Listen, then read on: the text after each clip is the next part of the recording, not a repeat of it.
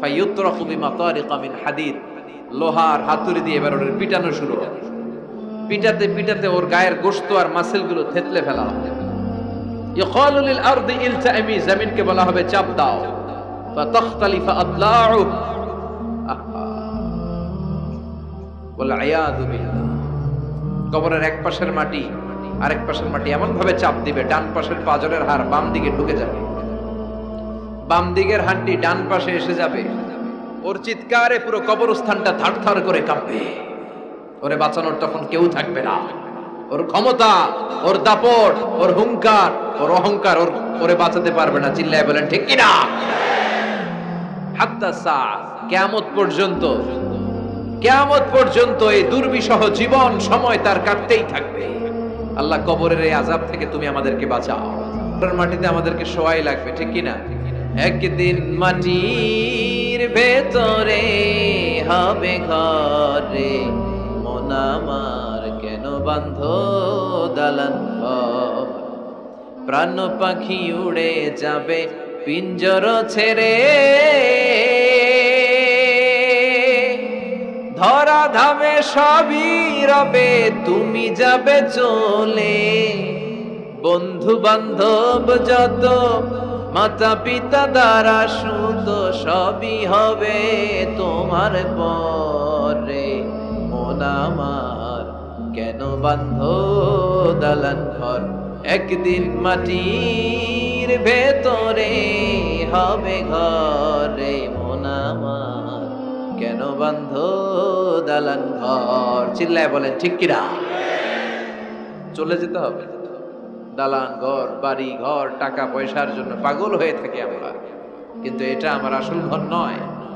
যেই গোসলখানাটারে আমি এত সুন্দর করে টাইলস করে ইটালিয়ান ফিটিংস দিয়ে বানালাম, আমার জীবনের শেষ গোসলটাকে ওই গোসলখানায় হবে? কথা বলেন। যেখানে লাশ ধোয়ায় ওইখানে আমার গোসল হবে, এগুলো আমরা ভাবতে চাই না। কবরের জীবনটা আসল জীবন। বিশ্বনবী দোয়া করতেন, আল্লাহুম্মা ইন্না নাউযু বিকা মিন আযাবিল কবর। আল্লাহ, আমি আপনার কাছে কবরের আযাব থেকে পানাহ চাই, কবরের আযাব থেকে বাঁচতে চাই। এই কবরের মধ্যে অনেক ফিতনা হবে, অনেক সুয়াল হবে। কবরে প্রশ্ন আছে না নাই? কথা বলেন। প্রথম প্রশ্ন জিজ্ঞেস করা হবে, মার রব্বুক, তোমার রব কে? বলেন, আমাদের রব কে? ওমা দীনুক, তোমার ধর্ম কি? বিশ্বনবীর চেহারা দেখিয়ে বলা হবে, আতারিফু মান হাযার রাজুল, এই লোকটারে চিনো? আমরা কি বলবো? আমরা চিনি, উনি আমাদের প্রিয় রাসূল মুহাম্মদুর রাসূলুল্লাহ সাল্লাল্লাহু আলাইহি ওয়াসাল্লাম। এরপরে জিজ্ঞেস করা হবে, এগুলো কোত্থেকে শিখলা? আমরা বলবো কোরআন থেকে। ফায়ুফসাহু লাহু কবরুহু ৭০ যিরাআন। সুন্দর সুন্দর উত্তর করতে পারলে আপনার কবরটারে ৭০ হাত লম্বা করে দেয়া হবে। ইফতাহু লাহু বাবুন ইলাল জান্নাহ, জান্নাতের দিকে একটা দরজা লাগিয়ে দেয়া হবে। ইউলবাসু মিন লিবাসি আহলিল জান্নাহ, জান্নাতীদের পোশাক পরিয়ে দেয়া হবে। জান্নাতের পোশাক কেমন হবে জানেন? রেশমের পোশাক। ওয়া লিবাসুহুম ফিহা হারির, the dress will be in Jannah with fine green silk with the gold embroidery. জান্নাতে যারা থাকবে তাদের পোশাক হবে পাতলা সবুজ রঙের রেশমের কাপড়ের পোশাক, যেটার মধ্যে গোল্ডের, স্বর্ণের ডিজাইন করা, এমব্রয়ডারি করা থাকবে। ওই পোশাক পরিয়ে দেওয়া হবে। আর বলা হবে নাম কান্নাউমিল আরুস, বাসর রাতে জামাই যেমনি আনন্দে ঘুমায় তুমিও ঘুমাও। দুনিয়াতে অনেক কষ্ট সহ্য করছো, দুনিয়াতে পুলিশের দৌড়ানি, র্যাবের দৌড়ানি, আছে না নাই? ইসলামের পক্ষে যারা কথা বলে নিজ এলাকায় পরবাসী, আছে না নাই? আহা, মামলা হামলা, ঝক্কি ঝামেলা, ঝুঁকি একটার পর একটা, তার পিছু ছাড়ে না। সে ঘুমাইতেও পারে নাই। চিল্লায় বলেন ঠিক কিনা? আনন্দের ঘুম আমরা সেদিন দেব ইনশাআল্লাহ। ঘুমেন না? নাম কানাউমিল আরুস, বাসর রাতে বর যেমনি কনেকে নিয়ে ঘুমায় ঘুমাও। দুনিয়াতে ঘুমাইতে পারো নাই, দুনিয়াতে খালি দৌড়াইছো। কি করছো? দৌড়ানির উপরে ছিল। আজকে দৌড়ানি নাই, আজকে দৌড়ানি হবে ওই দলে। কথা কন। যারা ইসলামের পক্ষে ছিল না, আজীবন ইসলামরে বাঁশ দিয়েছে, আজকে ওদেরকে বাঁশ দেয়ার পালা। সেদিন হিসেব উল্টে যাবে। কথা বলেন। এবার ওদেরকে প্রশ্ন করা হবে, তুই ক মার রব্বুক? কয় আমি জানি না। কি জানোস? কয় কিছুই জানি না। কি যে জানি না ওইটাও জানি না। দ্বিতীয় প্রশ্ন, ওয়ামা দীনুক, তোর ধর্মের নাম কি? কয় জানি না। ফেরেশতারা কয় আর প্রশ্ন বাকি একটা, তারপরে আমগো খেলা শুরু। ওমান হাযার রাজুল, do you know this person? দেখো তো এই লোকটার চিনা চিনা লাগে কিনা। কয় না, চিনি না, আমি কিচ্ছু জানি না, আমি কিচ্ছু মনে করতে পারছি না, খালি আমি মদ খাইতাম আর চিয়ার্স করতাম, এটা মনে আছে। আমি ইসলামের বিরুদ্ধে দৌড়াতাম, ইসলামের পক্ষের শক্তির উপর হামলা চালাতাম, এগুলো মনে আছে। কোরআনের বিরুদ্ধে ছিলাম, ইসলামের বিরুদ্ধে ছিলাম, বিশ্বনবীর বিরুদ্ধে ছিলাম, বিশ্বনবীর বিরুদ্ধে আমি বিষোদাগার করতাম, ইসলামের বিরুদ্ধে আমি জনপ্রচারণা চালাতাম। আজীবন আমার জীবনটারে আমি কাটিয়েছি ইসলামের বিপক্ষে। সুদ, ঘুষ, দুর্নীতি, যৌতুক, মদ ছিল আমার নিত্য সঙ্গী। আমি কিচ্ছু মনে করতে পারছি না, আমার ধর্ম নাই, আমার কিছুই মনে নাই। ফেরেশতারা বলবে ঠিক আছে, এবার আমগো খেলা শুরু। ফায়ুতরাকু বিমাতারিকা মিন হাদিদ, লোহার হাতুড়ি দিয়ে এবার ওর পিটানো শুরু হবে।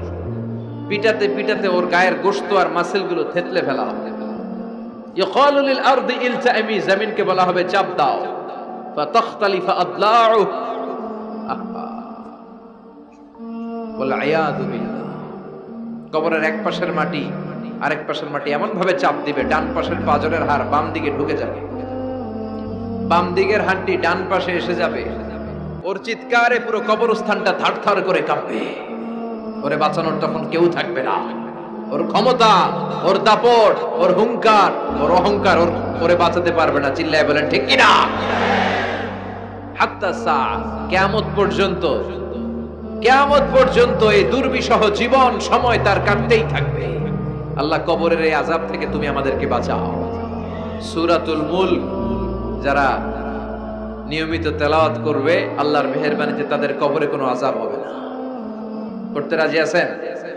কথা কয় না, করতে রাজি আছেন সবাই? বিষ্ণুই বললেন এখানেই শেষ নয়, আরো আছে। শাফাআত লি সাহিবিহা, এই সূরাটা কিয়ামতের দিন এই সূরা যে তেলাওয়াত করবে তার পক্ষে সুপারিশ করবে। কোরআন যদি আপনার বিপক্ষে আল্লাহর কাছে নালিশ করে, আপনার বাঁচার কোনো উপায় আছে? আপনার পিসাব আপনারে বাঁচাইতে পারবে? তাইলে আপনার দলের নেতা, কথা কন, কেউ বাঁচাইতে পারবে আপনারে?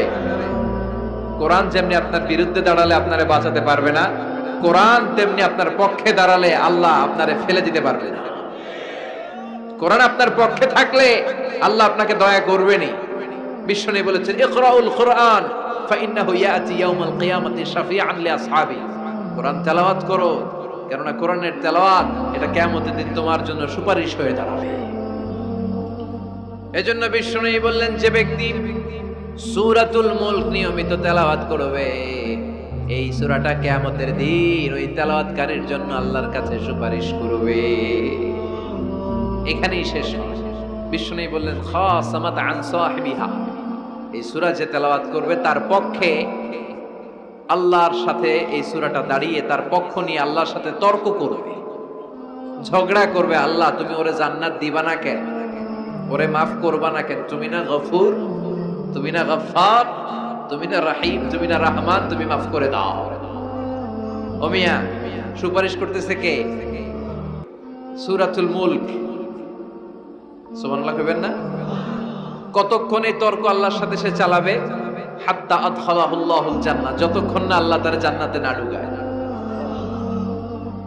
এখানেই শেষ নয়, বিশ্বনবী বললেন মান ক্বারাআ বিহা ফি লাইলাতিন ফাকাদ আকসারা ওয়া আতাবা, রাত্রি বেলায় যে সূরাটা তেলাওয়াত করবে পুরো রাতটাকে বরকতময় করে দিবে কে?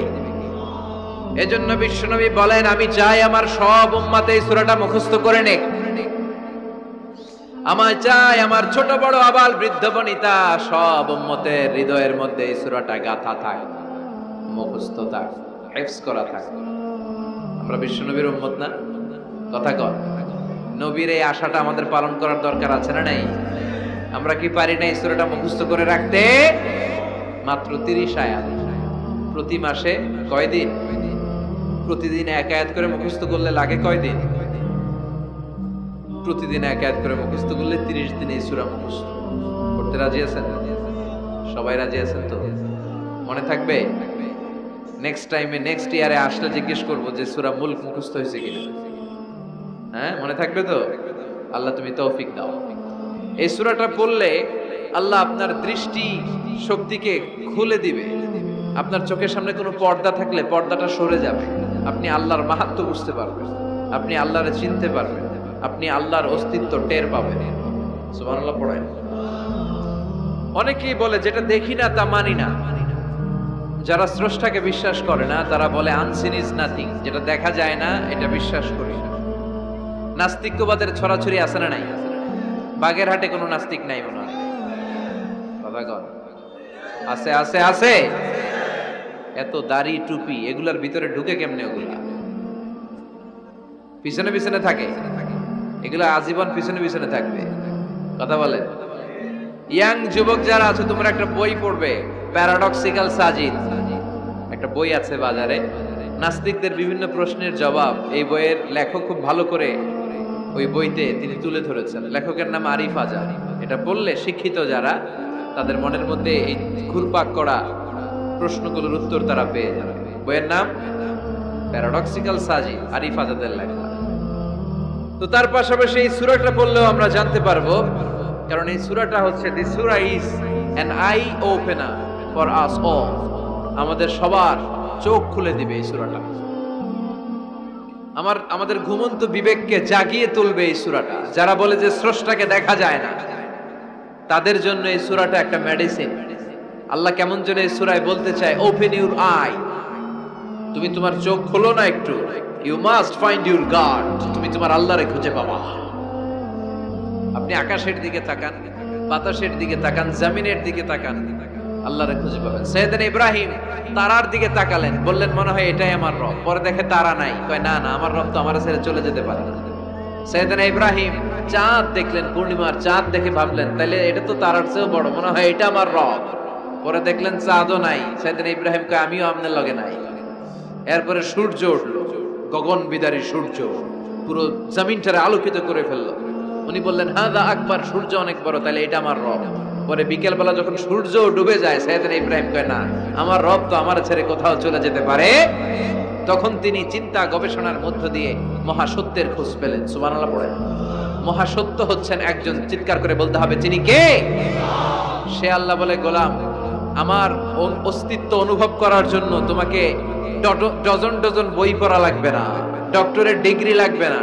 তুমি আমার সৃষ্টি করা এই বসুন্ধরার দিকে তাকাও, এই গাছপালা নেয়ামত রাজির দিকে নজর বুলিয়ে তাকাও। তুমি সাগর দেখো, তুমি পাহাড় দেখো, তুমি ঝর্ণা দেখো, ঝর্ণার কলকল আওয়াজের ভেতরে আমি আল্লাহরে খুঁজে পাবা। কথা কন।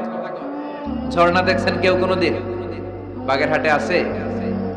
কোথায় যেয়ে দেখছেন? সিলেটে, হিমছড়িতে।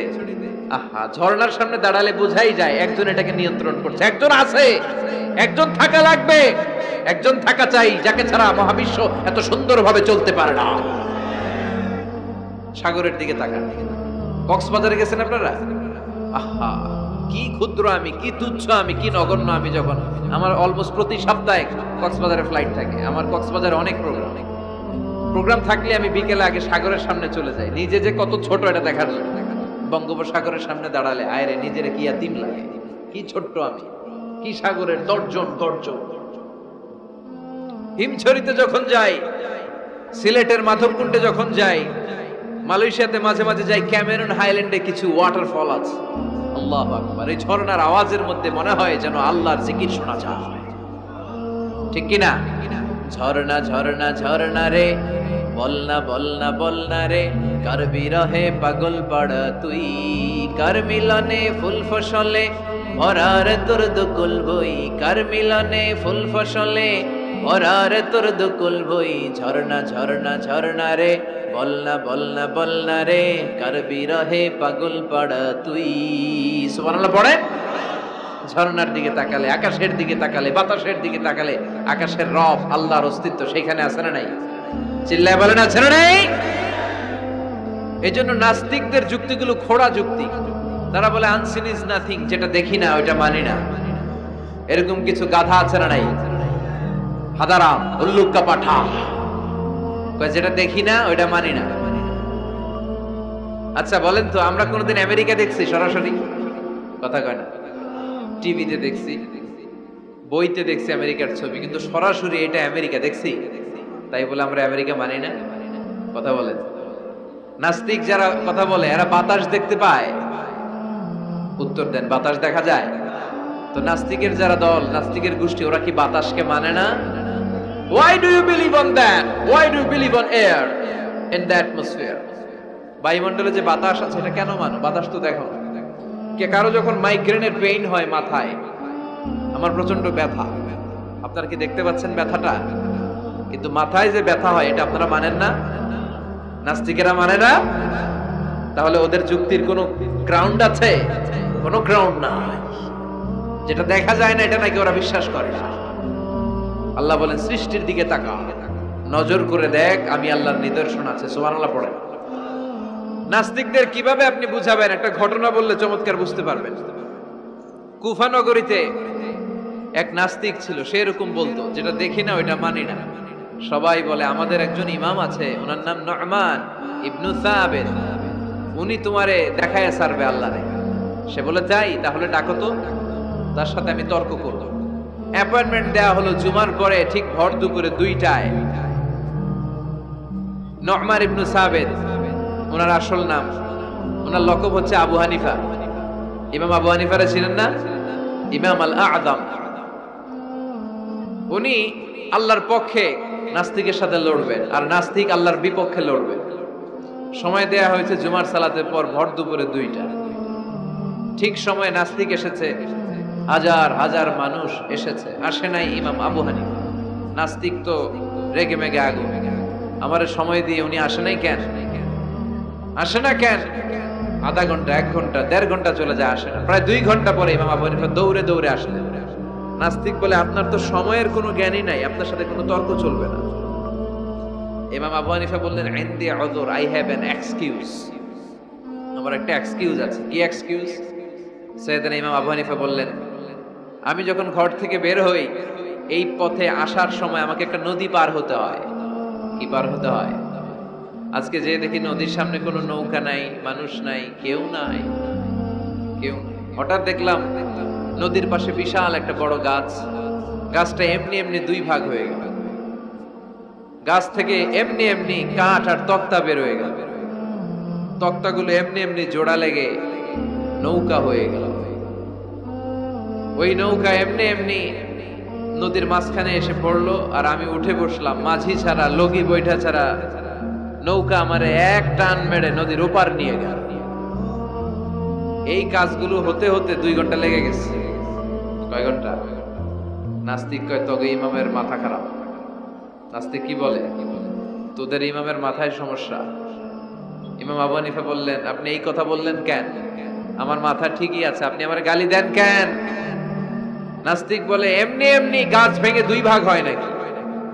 এমনি এমনি করাত ছাড়া গাছ কেটে তক্তা বানানো যায় নাকি? এমনি এমনি মিস্ত্রি ছাড়া তক্তা লাগিয়ে নৌকা হয়? এমনি এমনি মাঝি ছাড়া নৌকা চলে নাকি? সাইয়েদনা ইমাম আবু হানিফা বললেন, এই তো আপনি লাইনে চলে আসছেন, এখন আপনারে বুঝাইতে খুব সুবিধা হবে। এমনি এমনি নৌকা হয় না, তক্তা হয় না, এমনি এমনি গাছ কেটে 2 ভাগ হয় না, তাহলে আকাশটা কেমন করে এমনি এমনি হলো? এই জমিনটা কেমন করে এমনি এমনি হলো? দ্বিপ্রহরের জলজলের সূর্যটা কেমন করে প্রতিদিন দিনক্ষণ টাইম ঠিক করে সকালে পূর্ব দিক থেকে উঠে পশ্চিম দিকে ডুবে যায়? কেমন করে আকাশ থেকে বৃষ্টি নামে এমনি এমনি? কেউ যদি এটা না করে এমনি এমনি কেমন করে পৃথিবী সৃষ্টি হয়? নাস্তিকের ঘুমন্ত বিবেক এবার জাগ্রত হয়েছে, এবার সে চোখ মেলে তাকিয়েছে। সেজন্য এই পৃথিবীতে এখন নতুন এসেছে, সে নতুন করে আবার পৃথিবী দেখতে লাগলো। তাই তো? সুবহানাল্লাহ কইবেন না? তাই তো? এমনি এমনি তো কিছু হতে পারে না। There should be someone who is controlling everything. একজনকে থাকাই লাগবে যিনি মহাবিশ্ব নিয়ন্ত্রণ করছে। চিল্লায় বলেন, যিনি কে? নাস্তিক অবাক, তাই তো, আসলেই তো আমি একটা বোকা, আসলে আমি হাদারাম, আমি তো এইভাবে কখনো ভাবি নাই। ও ইমাম, আপনাকে শুকরিয়া, আপনার হাত দেন, আপনার হাতে চুমু খাই, আপনার হাতে হাত রেখে আমি শাহাদা বাক্য পাঠ করতে চাই, আপনি আমারে পড়িয়ে দেন লা ইলাহা ইল্লাল্লাহ মুহাম্মাদুর রাসূলুল্লাহ। কালিমা পড়ে মুসলমান হয়ে গেলেন। আল্লাহু আকবার। এজন্য নাস্তিকদের সাথে ওয়াজাদিলহুম বিল্লাতি হিয়া আহসান, হিকমতের সাথে কথা বলতে হবে। প্রজ্ঞার সাথে যদি আপনি একটা ভ্যালিড গ্রাউন্ড উপস্থাপন করতে পারেন, নাস্তিকরা আপনার সামনে দাঁড়াতে পারবে না। চিল্লায় বলেন ঠিক কিনা? এই নাস্তিকদের জন্য অনেক দিক নির্দেশনা, ডোজ, মেডিসিন আল্লাহ সূরার ভেতরে দিয়েছেন। সূরাটার নাম সবাই বলতে হবে। সবাই বলেন, সবাই কইছেন? সূরার নাম সূরা মুলক। চিল্লায় বলেন কি নাম? সূরাতুল মুলক।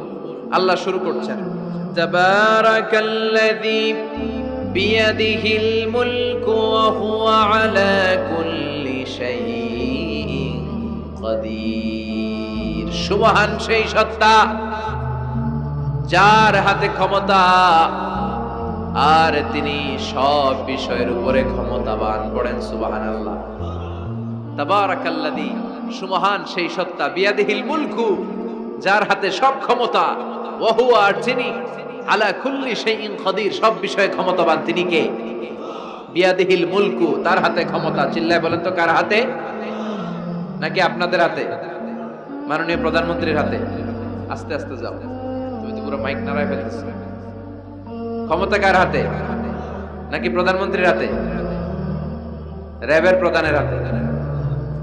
পুলিশ প্রধান? ডোনাল্ড ট্রাম্পের হাতে? ভ্লাদিমির পুতিনের হাতে? নরেন্দ্র মোদির হাতে? কার হাতে? জোরে বলেন। বিশ্বাস হয়? কিন্তু আমরা কিন্তু প্রায়শই বলি সকল ক্ষমতার উৎস জনগণ। এভাবে রাষ্ট্রীয়ভাবে কিছু কুফরি আমাদেরকে শিক্ষা দেওয়া হয়। চিল্লা এখন ঠিক কিনা? এটা রাষ্ট্রীয় কুফরি। সকল ক্ষমতার উৎস জনগণ নয়, সকল ক্ষমতার উৎস একজন। চিল্লায় বলেন তিনি কে? আপনি নিজের একটু নিজের জিজ্ঞেস করেন তো যে আপনার ক্যাপাসিটি কতটুকু? আমার ক্যাপাসিটি আসলে কতটুকু? আমি আসলে কতদূর করতে পারি? কতদূর ক্ষমতা আমার আছে? একটু জিজ্ঞেস করে দেখ। ডায়রিয়া যাদের হয়, 5 বার 7 বার 10 বার যদি টয়লেটে যাওয়া লাগে, ওর চেহারার দিকে আর তাকানো যায়? নিজেকে দিয়ে ভাবেন, যেদিন আপনার পেট মোচড় দিয়ে ডায়রিয়া হয়েছে, 7 বার 8 বার ইমোটিল ট্যাবলেট খাওয়ার পরে, স্যালাইন খাওয়ার পরেও ভালো হচ্ছে না, 10 বার 12 বার যেতে যেতে চেহারাটা সাদা হয়ে যাচ্ছে, গায়ে কোনো শক্তি নাই, এরপরে 3-4 জন কাঁধে করে টয়লেটে ঢুকায়, আছে না নাই? 10 বার 12 বার টয়লেটে গেলে আর কোনো শক্তি নাই, কই আই মরে যাইও, আই আর হাইতান নারে মাফ করি দে, এরকম হয় না? তখন ভয় লাগে, মনে হয় যে আমি আসলেই মরে যাব, সবার কাছে বিদায় নেয়, আমারে মাফ করে দাও, আমি হয়তো বাঁচবো না। কত লিমিটেড পাওয়ার আমাদের, কত দুর্বল। 5 বার টয়লেটে গেলে চেহারার দিকে তাকানো যায় না, চেহারা ভেস্কি মেরে থাকে। সে নাকি ক্ষমতার মালিক। আল্লাহ বলেন, ওয়া খুলিকাল ইনসানু দাঈফা, তোদেরকে আমি দুর্বল করে বানিয়েছি। শুধু আমরাই দুর্বল না, আমি দুর্বল, আমার বাপ দুর্বল, আমার দাদা দুর্বল, আমার 14 গোষ্ঠী দুর্বল। আমরা দুর্বলের ঘরের দুর্বল। সবল হচ্ছে একজন, তিনি কে? এজন্য সকল ক্ষমতার উৎস কোন দৃষ্টিতে, কোন যুক্তিতেই টিকে না যে সকল ক্ষমতার উৎস নাকি মানুষ। এই কথাটা যুক্তির আলোকে টিকে? সকল ক্ষমতার উৎস কে? কি ক্ষমতা আছে আমাদের? কোনো ক্ষমতাই নাই। আজকে কেউ যদি পেছন থেকে চিৎকার দিয়ে বলে, হুজুর প্যান্ডেলে সাপ,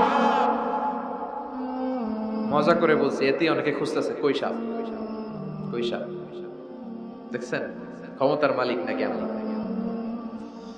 আর আসলে যদি 3-4টা সাপ ফস করে এদিক দিয়ে ফানা তুলতো, black mamba, king cobra, python, হ্যাঁ, এই সাপগুলো যদি ফস করে এখানে ঢুকতো, আপনাদেরকে খুঁজে পাওয়া যেত?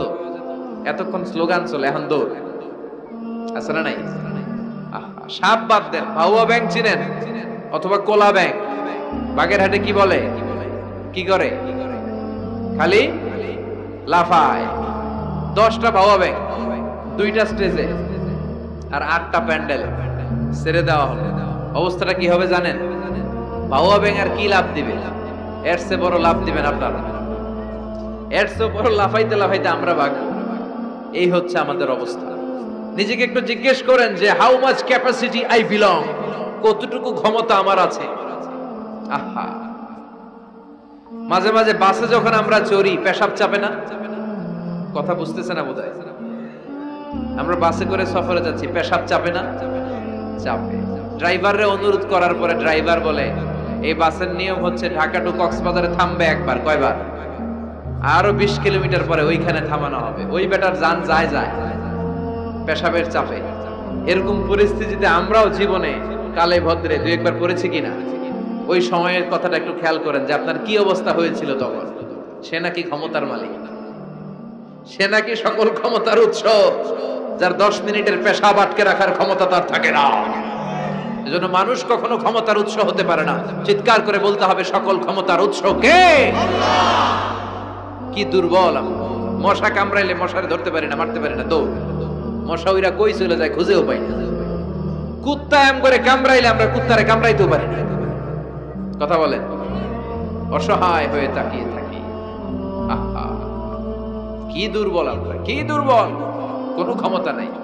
তুফান, ঝড়, জলোচ্ছ্বাস, ভূমিকম্প হলে টের পাওয়া যায় আমরা কত দুর্বল। বাগেরহাটে মনে ভূমিকম্প হয় না? হয়। মাঝে মাঝে মাঝরাতে 3টায় 4টায় ভূমিকম্প হয় না? লোকজন দৌড়, কেউ লুঙ্গি সহ দৌড়, কেউ লুঙ্গি ধুইয়া দৌড়, কারণ আগে জান বাঁচাতে হবে, এটা ফরজ। কি বিপদে আমরা পড়ে যাই, দৌড়। দুধের বাচ্চাটা পড়ে থাকে, ওরে কোলে নিয়ে দৌড় দিব, নাকি স্ত্রীকে ডাকবো, নাকি ভাড়াটিয়াদেরকে উঠাবো, নাকি ছাদ থেকে নিজেই লাফ দেব? ভূমিকম্প যখন শুরু হয়, আমেরিকা যখন ভূমিকম্প শুরু হয়, ডোনাল্ড ট্রাম্প যে বিল্ডিং এ থাকে, ডোনাল্ড ট্রাম্প মনে হয় দৌড় দেন। কথা বলেন, আমাদের প্রধানমন্ত্রী যে বিল্ডিং এ থাকে, ওই বিল্ডিং এ যদি ভূমিকম্প হয়, কথা কন, আমি কই নাই কিন্তু, আপনারা কইছেন দৌড়। বাঁচার জন্য দৌড় দিতে হয়। আমি একটা ভিডিও দেখেছি, একটা টেলিভিশন প্রোগ্রামে, লাইভ প্রোগ্রাম চলছিল, সরাসরি সম্প্রচার। লাইভ বুঝেন? সরাসরি সম্প্রচারের প্রোগ্রাম। তো লাইভ প্রোগ্রাম, উপস্থাপক বসে আছে এদিকে, এদিকে অতিথিরা। ইন দ্য মিন টাইম শুরু হয়েছে ভূমিকম্প। উপস্থাপক মাইক থুইয়া দই, অতিথিরা ওঠে নাই, অতিথিরা বসে আছে, কারণ মেকআপ টেকআপ সব শেষ, ক্যামেরা রেডি। একটু পরে ভূমিকম্প আরো বেড়ে গেল, এবার অতিথিরাও দৌড়। কি অসহায়, কি দুর্বল। ভূমিকম্প যখন শুরু হয়, মানুষগুলো খালি দৌড়ায়, খোলা মাঠে যেতে চায়। বিল্ডিং টাওয়ার গুলো যেন গায়ের উপর থপাস করে না পড়ে বাঁচতে চায়। কি চায়? বাঁচতে চায়। যার বাঁচার জন্য লড়াই, ও নাকি ক্ষমতার মালিক। এটা বিশ্বাস করবে কেউ? কক্সবাজারে যখন তুফান শুরু হয়, জলোচ্ছ্বাস শুরু হয়, ওখানে একটা দ্বীপ আছে, পাহাড়ি দ্বীপ, নাম মহেশখালী। ওইখানে বৌদ্ধদের স্বর্ণ মন্দির আছে। সেখানে যখন তুফান 30 ফিট 40 ফুটের জলোচ্ছ্বাস হয়, ওই বৌদ্ধ মন্দিরের বৌদ্ধগুলো নিচে নেমে জিকির করা শুরু করে দেয় আল্লাহ। কার জিকির করে? কারণ ওরা খুব ভালো করেই জানে যে গৌতম বুদ্ধ আমাদের বাঁচাতে পারে না, বাঁচাতে পারে একজন। চিল্লায় বলেন, যিনি কে? এই জন্য বিপদে পড়লে টের পাওয়া যায় যে আমরা কত দুর্বল। আমি গত পরশু ঢাকা থেকে এসেছি, আমার প্রোগ্রাম ছিল সাতক্ষীরায়। ঢাকা থেকে যশোর নভোয়ারে করে এসেছি।